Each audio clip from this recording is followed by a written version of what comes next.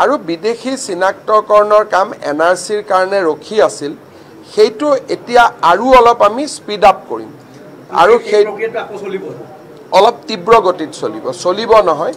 অকণমান তীব্ৰ গতিত চলিব আৰু এইবাৰ চিনাক্ত হ'লে আৰু আমি ট্ৰিব্যুনেলত পঠোৱা দৰকাৰ নাই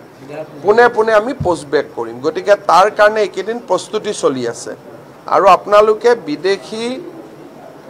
পুষ্টবেক কৰাৰ ক্ষেত্ৰত ইতিমধ্যে আমি বহুখিনি পুষ্টবেক কৰিছোঁ কিন্তু যাৰ কোৰ্টত কেছ আছে আমি তাক কৰা নাই আৰু বাকী সংখ্যাটো লাহে লাহে বাঢ়ি গৈ আছে আৰু বাঢ়ি গৈ থাকিব এটা নলবাৰীত বিশেষ আছে বেদখল ইতিমধ্যে 452 বিঘাৰ ডিচিয়ে নোটিছ দিছে আৰু বিভিন্ন ৰিজাৰ্ভ দখল আমাৰ খুব ক্ষমতা আমাৰ যেটো কয় সীমিত কাৰণ পুলিশ একেখিনিয়ে যাক নোটিছ দিছো কোৰ্ট কাছাৰীও কৰে উকিলো একেখিনিয়ে জাজু একেখিনিয়ে গতিকে এই প্ৰক্ৰিয়াটো অলপ দীৰ্ঘকালীন যোৱা 4 বছৰত আমিতো বহুত এভিকশন কৰিছো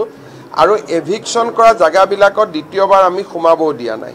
কিন্তু এইবিলাক যুজি থাকোতে 10-15 বছৰ যুজিব লাগিব একেবাৰে লগে লগে আৰু বহুত সময় মানুহে নুবুজে যে নোটিছখন দিলেই হ'ল নোটিছখন দিলেও নহব সুপ্ৰিম কোৰ্টে এটা নিয়ম বনাই দিছে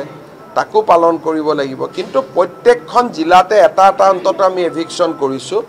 আৰু আমাৰ দিনত আটাইতকৈ ডাঙৰ সফলতা হ'ল যে এতিয়া মানুহে মাটি দখল কৰিব ভয় কৰে আগতে যেনেকে দখল কৰিছিল মই এটা আপোনালোকক সৰু উদাহৰণ দিছো কেইদিনমান আগতে মই গোৱালপাৰা পূবত গৈছিলো গোৱালপাৰা পূবটো এটা হিন্দু সমষ্টি আছিল এটা সময়ত বাগবৰৰ পৰা নদী ভাঙা বুলি কৈ প্ৰায় 20-25 হাজাৰ মানুহ গোৱালপাৰাত বাগবৰৰ পৰা গুচি গ'ল আৰু গোৱালপাৰা সিটটোত হিন্দুসকলৰ তেওঁলোক মাইনৰিটি হৈ গ'ল এই কথাটোকে মই মনত ভাবি আছো যে যদি কোনোবা এটা সমষ্টিত নতুনকৈ মানুহ আহি সমষ্টিটোৰ জনগাঁথনি পৰিৱৰ্তন কৰে হিটো ৰাজনৈতিকভাৱে ভয়াবহ সেই কাৰণে সিদিনাখন গোৱালপাৰাত গৈ মই নিজে পৰিৱেশটো লক্ষ্য কৰি আহিছো আৰু তেওঁলোকে ভোটৰ নামটো বদলাই লয় আৰু ভোটৰ নামটো বাগবৰত ৰাখিলেও বেলেগ কথা আছিল যদি ইজনে সিজনৰ প্ৰতি আমি সন্মান নেদেখুৱাও আৰু মানুহে যদি ভাবে যে আমি দখল কৰো তেতিয়ালে অসমৰ পৰিৱেশটো বেয়া হ'ব কিন্তু বাগবৰৰ মানুহ যদি বাগবৰতে থাকে জনিয়া মানুহ জনিয়াত থাকে নলবাৰী মানুহ নলবাৰীত থাকে তেতিয়া এই সংঘাতটো নোহোৱা হৈ যায় এই কথাটোকে মই আমাৰ